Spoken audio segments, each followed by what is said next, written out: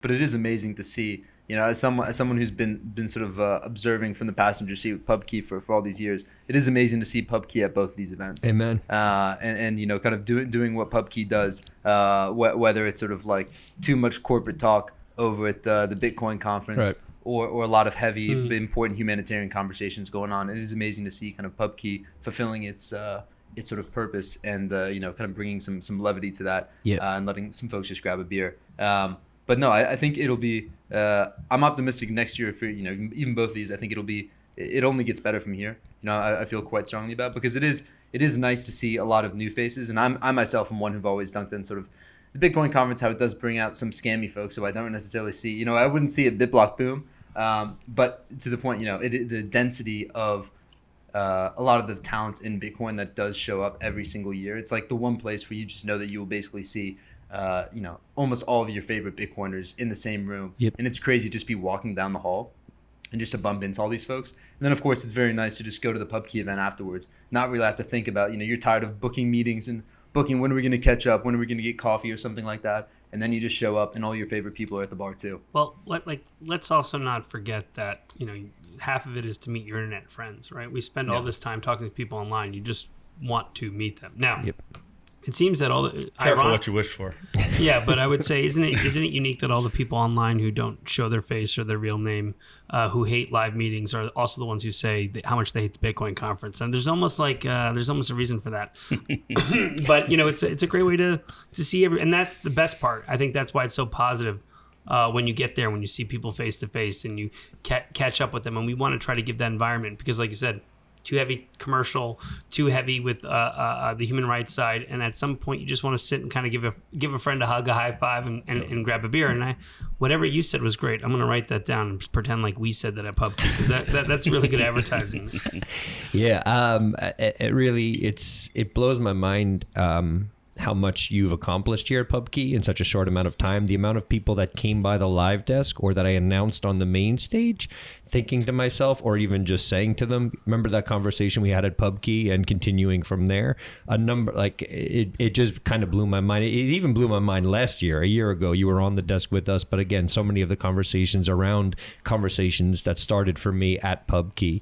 And it's stunning because I mentioned earlier I was in the music business, and when you meet some people who are just starting out, it's kind of like seeing a band play like a local bar, and you're like, oh, where will this go? But so many people, I mean, we've seen bigger names here. Some of the first people I saw here, the Max and Stacy coming here in the first year it was open and all that, but I've also met so many devs, Shazan Meridia, Willem from Botanics, they're on the desk with me, we're talking with them, they're on the main stage, and I'm like, these conversations, started at PubKey with, at a meetup with 20 people, you know what I mean? Yeah. And that's a really special thing because, for a long time, I got into Bitcoin 7 or 8 years ago, but I was really quiet. It was tough to come out of my shell.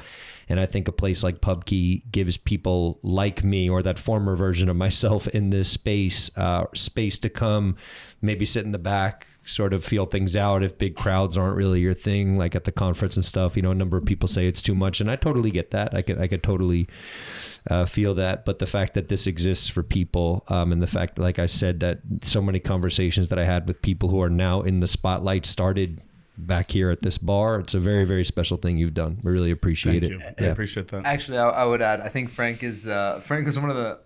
You said 20 people at some of these meetups. When PubKey first started, some of these meetups were 5 people. Literally, and then Frank has been coming from day one. As we got Penny Ether in the audience too, Nice. And it's amazing to see. I remember meeting Penny for the first time here at PubKey, and now he's like well renowned to be sort of the best mining analyst on Twitter of all these like public equities.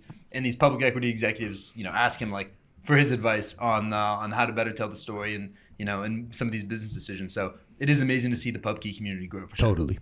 Absolutely. Yeah. Thank you. I appreciate that. That was the hope and a dream, and we'll bring it to DC and hopefully new locations to. I think it's very complementary to the conference, and there was a similar sentiment expressed in Oslo as well. A lot of Bitcoin businesses, prominent ones that people know, name brands, started in small like breakout sessions at the conference, and I think. Providing an atmosphere. And, I think you're selling the conference a little bit short with that. I think that does happen at the conference. The conference is chaos. Yep. And I think it's hard for newcomers going to the conference, because I do think there's always been an element, and it's not just the Bitcoin conference, it's other ones as well, where, you know, people are sort of painfully aware that they're not necessarily at the like super exclusive side events and things like that. That's why, you know, PubKey tries to stay free and open to the public. And, you know, our side events are open because there is an era of exclusivity, particularly in bull markets.